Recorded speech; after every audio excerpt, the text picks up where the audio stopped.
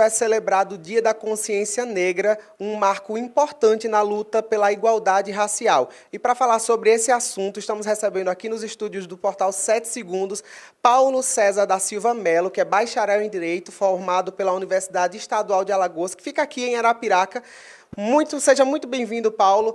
E para a gente começar esse nosso papo, a gente queria falar sobre a diferença entre injúria racial e racismo, que são duas coisas que muitas vezes são colocadas como sendo iguais, mas, pelo que eu andei estudando, são bem diferentes, não é isso?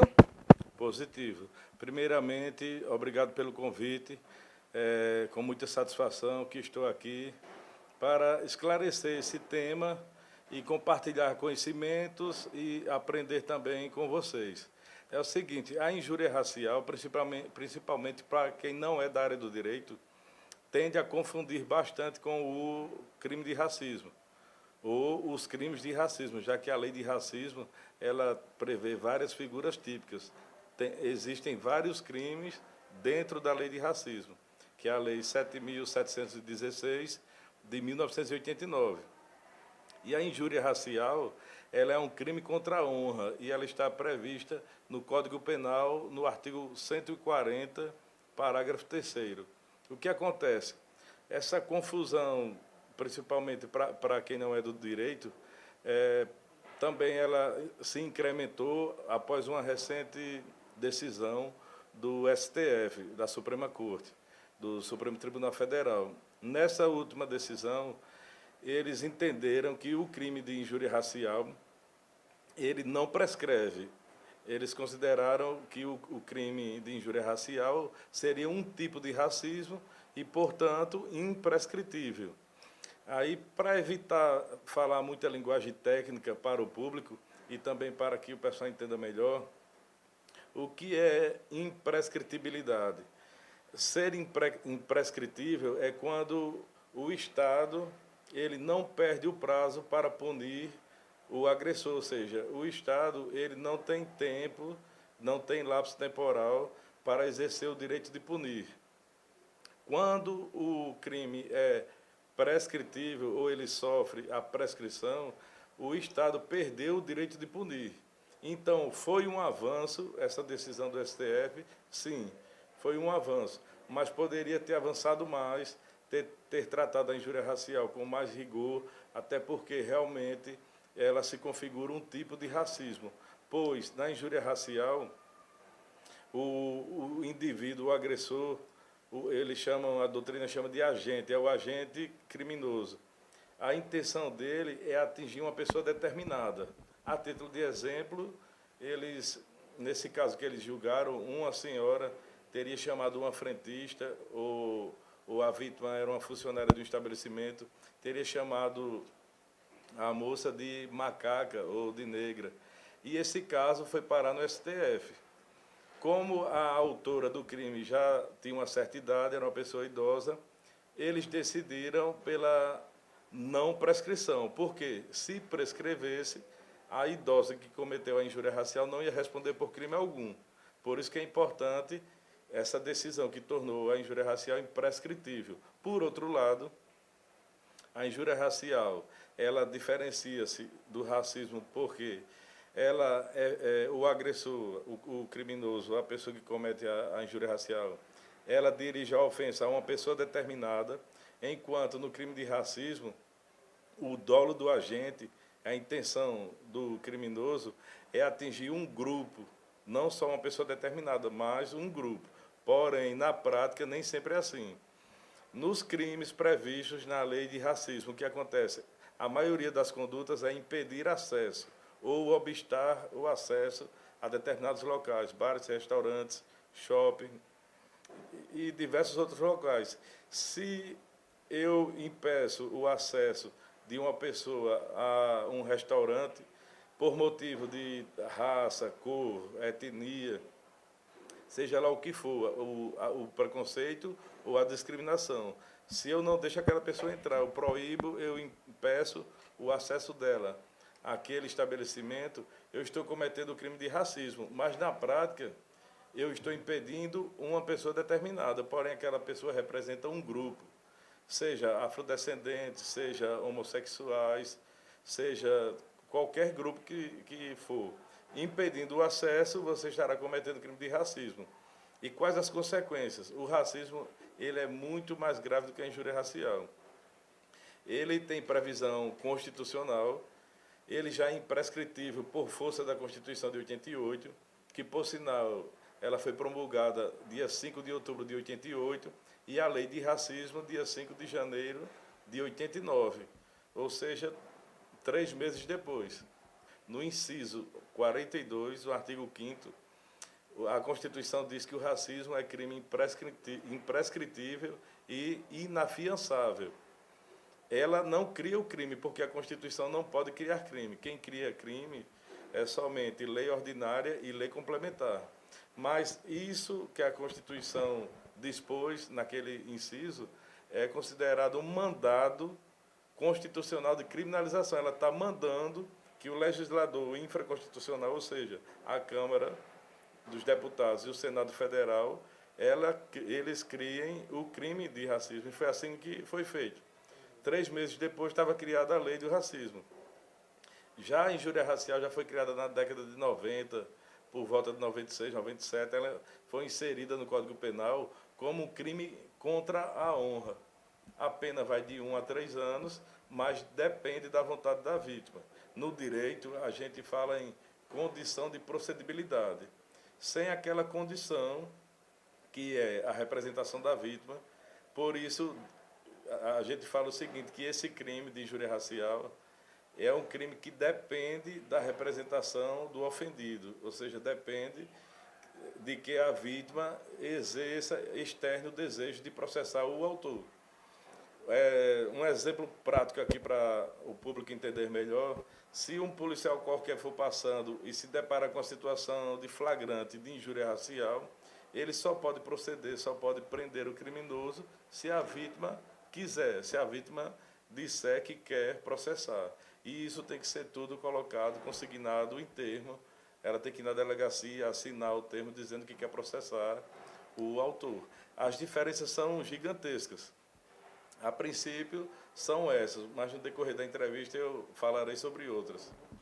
Recentemente, um caso que ganhou a mídia brasileira foi de uma determinada loja que tem uma rede mundial que descobriu-se que ela tinha criado um código para avisar os seguranças que pessoas negras estavam circulando, para que eles ficassem vigilantes. Nesse caso, trata-se de um crime de injúria racial ou de racismo?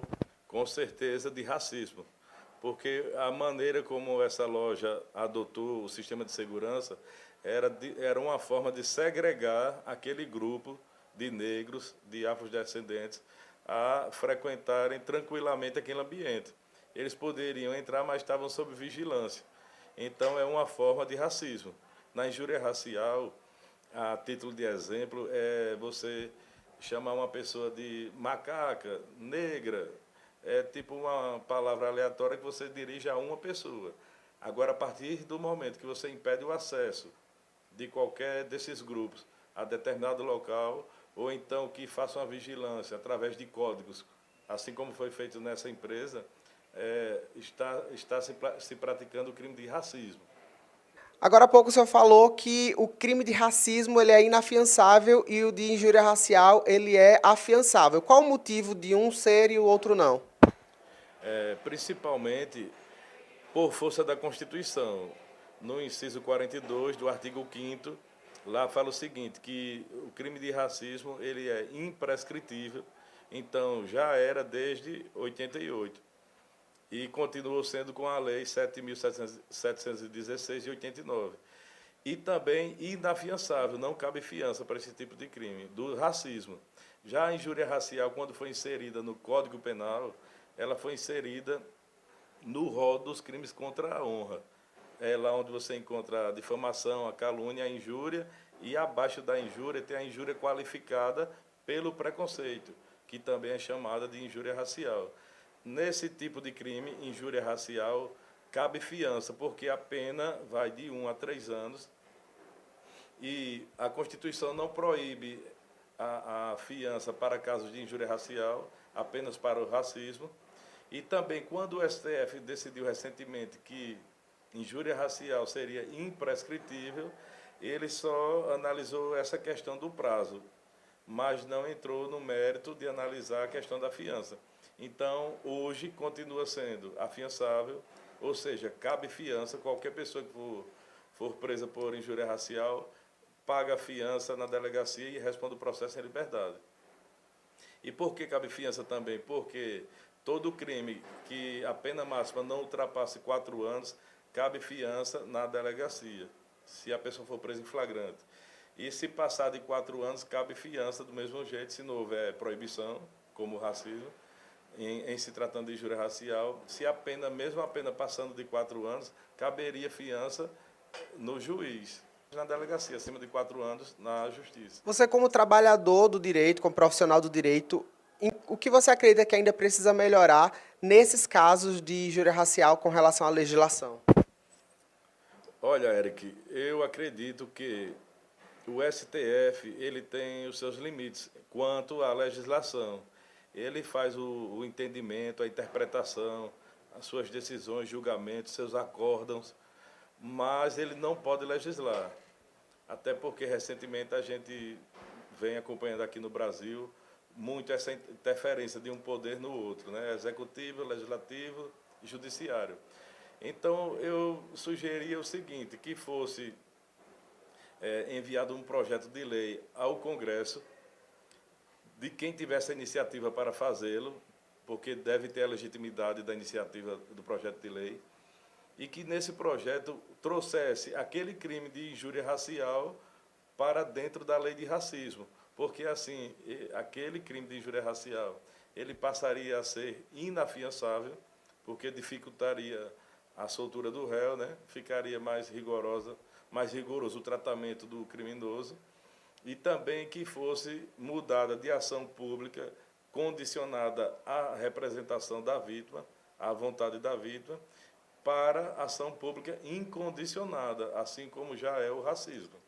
Nós conversamos com o Paulo César da Silva Melo, que é bacharel em Direito pela UNEAL, e aqui a gente deixa aberto agora o microfone para que você possa fazer suas considerações finais acerca desse tema que é tão importante. Olha, Eric, para mim foi uma satisfação, como eu falei no início, estar podendo compartilhar conhecimentos e adquirindo conhecimentos. Eu também, como a gente havia conversado aqui nos bastidores, eu também ministro aulas em cursos preparatórios para concursos públicos e também estamos com um projeto aí para aulas presenciais para candidatos ao exame da OAB. E eu aprendi muito na sala de aula e também no dia a dia, na experiência policial, porque eu trabalho também na parte cartorária de uma delegacia. É aquela parte onde você escuta, você vai ouvir as vítimas, as testemunhas, e no dia a dia a gente vai aprendendo e vai percebendo a necessidade da mudança da legislação penal. Agora, nem sempre essa mudança está trazendo o benefício ou o tratamento severo que determinado crime, determinado tema demanda, que ele precisa de um tratamento mais severo. Então, para a injúria racial, como eu já falei, o correto seria tratá-la como racismo. O STF apenas decidiu que ela é imprescritível, porém fica contraditório. Se ela é imprescritível, o Estado não tem prazo para punir o agente, mas a vítima, como depende da vontade dela, ela tem um prazo de 6 meses para processar o autor.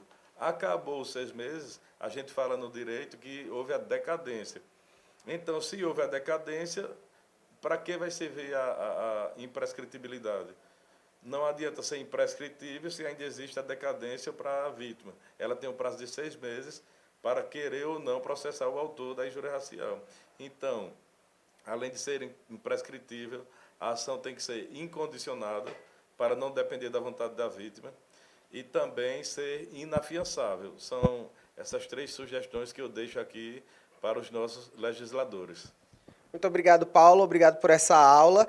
E a gente deixa o recado, né? Dia 20 de novembro, celebrado o Dia da Consciência Negra, um marco histórico, principalmente para a história de Alagoas, que é um estado tão voltado para essa cultura afrodescendente, até porque daqui surgiu o Zumbi dos Palmares. Muito obrigado, Paulo, e até a próxima. Eu que agradeço.